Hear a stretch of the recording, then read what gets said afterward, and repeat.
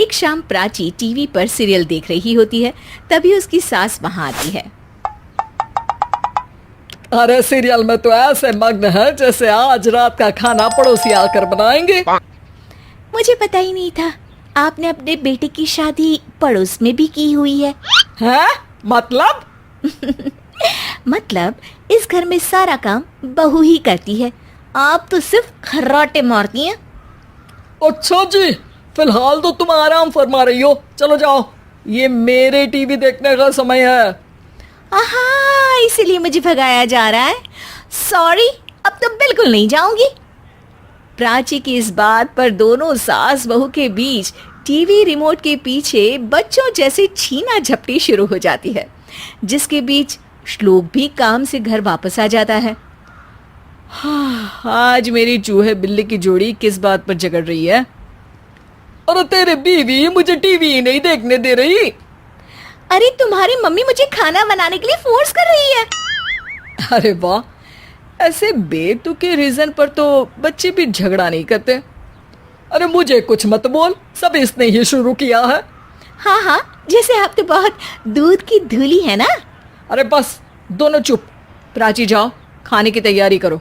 और माँ तुम छोड़ो, तुम्हें क्या बोलूं, शांति से अपना सीरियल देखो, मुझे दोबारा लड़ने की आवाज सुनाई नहीं देनी चाहिए। ऐसा बोलकर श्लोक वहां से चला जाता है, जिसके पीछे पीछे प्राची भी कुछ न कुछ बड़बड़ाते हुए रसोई में चली जाती है। हाँ हाँ, सासू जी को तो कुछ बोलेंगे ही नहीं, बस मुझ पर ही हुक्म चलता है, खाना बनाओ, जैसे मैं इनके घर में खाना बनाने के लिए आई हूँ। इसी तरह शाम बीतती है और रात को श्लोक और प्राची की सास खाना खाकर सोने चले जाते हैं, लेकिन प्राची गुस्से में कुछ खाए बिना काम में ही लगी रहती है। इस घर में किसी को घंटा फिक्र नहीं पड़ता, मैं खाऊं या भूखी रहूं। प्राची कुछ देर के लिए रसोई से बाहर जाती है और जैसे ही वापस आती है तो वहां दूध का भरा ग्लास देखकर हैरान रह जाती है। फिक्र पूरी है, बस दिखाना नहीं है। प्राची दूध पीकर सोने चली जाती है और अगली सुबह एक बार फिर सास बहू का कार्टून नेटवर्क स्टार्ट हो जाता है। ये तुमने ही किया है। अरे अजीब जबरदस्ती है, मैं बोल रही हूँ मैंने कुछ नहीं किया। दोनों ने मिलकर पूरे घर को पागल खाना बनाया हुआ है। यहाँ कोई नॉर्मल इंसान तो रह ही नहीं सकता, इसीलिए अब पड़ोसी क्या रिश्तेदार भी घर आने से कतराते हैं। और सुन बेटे, तू भी चंगा, तेरी माँ भी चंगी, तेरी बीवी भी चंगी, रिश्तेदार। हाँ जी, आपको नहीं पता क्या, गंगाधर ही शक्तिमान है, रिश्तेदार ही। हाँ हाँ, बस समझ गया।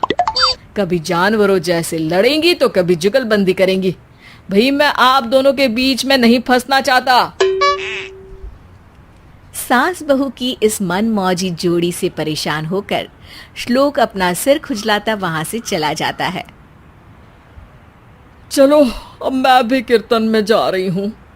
इस पर जैसे ही सास कमरे में अपना पर्स लेने जाती है तो वहां नाश्ते की प्लेट रखी देख मुस्कुराने लगती है और नाश्ता करके घर से बाहर निकलते हुए कुछ पैसे टेबल पर रख जाती है, जिसके कुछ देर बाद सिलेंडर वाला घर आता है। ओ मोरी मैया, मैं सिलेंडर के बारे में तो बिल्कुल भूल ही गई थी। घर खर्च के सारे पैसे भी मम्मी के पास है और श्लोक से बोला तो उल्टा 4 बात सुनाएंगे। प्राची ये सोच ही रही होती है कि अचानक उसका चेहरा चमक उठता है और वो घर में आकर इधर उधर देखने लगती है। तभी उसकी नजर टेबल पर रखे पैसों पर पड़ती है, जिन्हें वो सिलेंडर वाले को दे देती है। ये सब श्लोक देख लेता है। अच्छा बेटे, इतना बड़ा घोटाला, सबके सामने मैं तेरी दुश्मन और पीठ पीछे तेरी मेरी यारी। इस पर श्लोक एक प्लान बनाता है और शाम को सब एक साथ बैठे होने पर बोलने लगता है। माँ, तुम दोनों की बहुत लड़ाई होती है, इसलिए मैं सोच रहा हूँ कि प्राची को उसके घर छोड़ाऊं, इससे वो भी खुश रहेगी और तुम भी। अचानक श्लोक की ये बात सुनकर सास बहू शौक से उसकी तरफ देखती हैं। अरे ऐसे कैसे घर छोड़ाओगे, मुझे कहीं नहीं जाना। अरे तुमने बोला नहीं पर मैंने सुन लिया, तुम्हें मम्मी के साथ रहना अच्छा नहीं लगता, मुझे पता है। अरे वो, अरे जब बहू खुद कुछ काम बोले तो वो तुझे सुनता नहीं, और अब जो इसने बोला ही नहीं वो तू समझ गया। जब उसे नहीं जाना तो फिर जबरदस्ती क्यों कर रहा है? अच्छा, फिर आपको मौसी के घर छोड़ाता हूँ, बस अब आप दोनों एक घर में एक छत के नीचे नहीं रह सकती।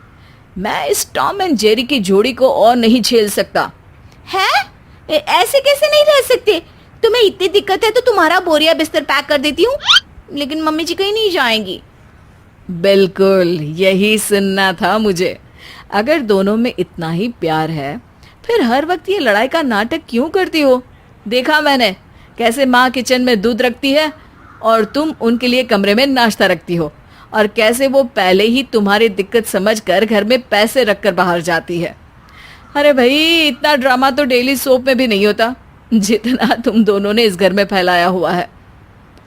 तू हमें टॉम एंड जेरी बोलता है ना, तो याद कर वो दोनों भी एक दूसरे को बाहर वालों की बुरी नजर से बचाने के लिए हमेशा सबके सामने लड़ते थे, लेकिन अकेले में दिक्कत के समय मदद भी तो करते थे। बस हमारा रिश्ता भी कुछ ऐसा ही है।